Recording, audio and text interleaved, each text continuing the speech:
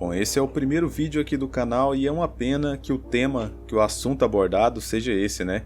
A relação e a associação da violência com jogos eletrônicos.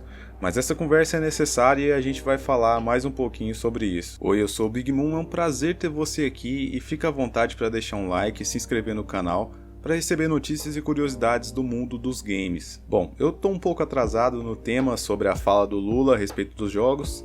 A essa altura esse assunto já está sendo amplamente discutido em toda a internet, mas eu achei necessário a gente trazer à tona mais uma vez, porque o pior ainda não chegou. O pior ainda tá por vir e você vai entender sobre o que eu tô falando. Não é a primeira vez e nem a última que nós vemos essa cruzada moral contra os videogames acontecer.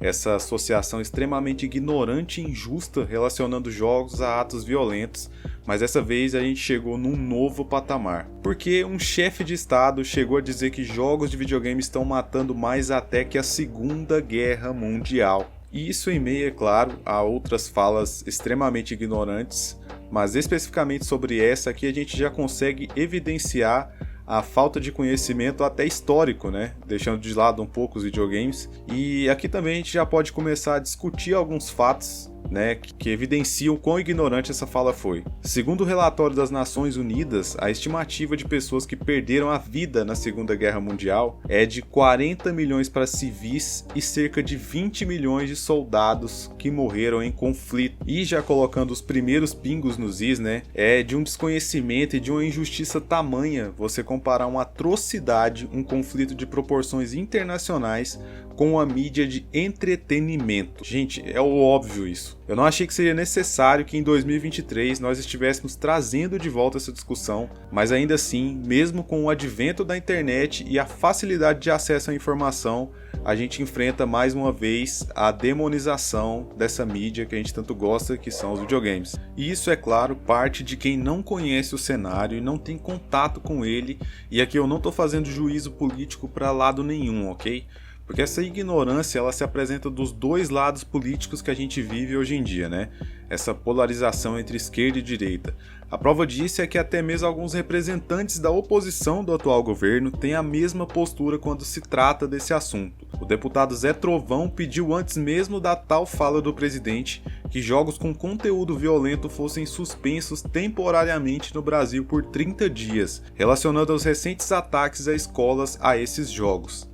Essas são as posturas tomadas pelos representantes políticos atuais do Brasil, mas que convenientemente serviu para campanhas desses mesmos políticos que se elegeram, fazendo dos games partes da propaganda. Bem conveniente, né? E aqui nesse ponto eu gostaria de olhar um pouco para o passado, trazendo alguns exemplos de como essa discussão quase nunca favoreceu os jogadores. E não dá para não citar o caso mais famoso disso tudo, que foi a criação da ESRB, o sistema de classificação dos jogos que surgiu nos anos 90. Nessa época, algumas empresas como a Sega já tinham seu próprio sistema de classificação, mas o parlamento americano demonstrava preocupação justamente com o avanço gráfico que saíram de simples pixels para uso de sprites digitalizados de atores reais. O melhor exemplo disso, claro, foi Mortal Kombat. A Nintendo e outras desenvolvedoras se encontraram várias vezes em cortes e tribunais, e muitas dessas audiências favoreciam ora uma e hora outra, porque elas ficavam se utilizando dessas oportunidades para manchar a imagem da concorrente. Mas o parlamento deu um ultimato para todo mundo e falou que ou eles chegavam num consenso,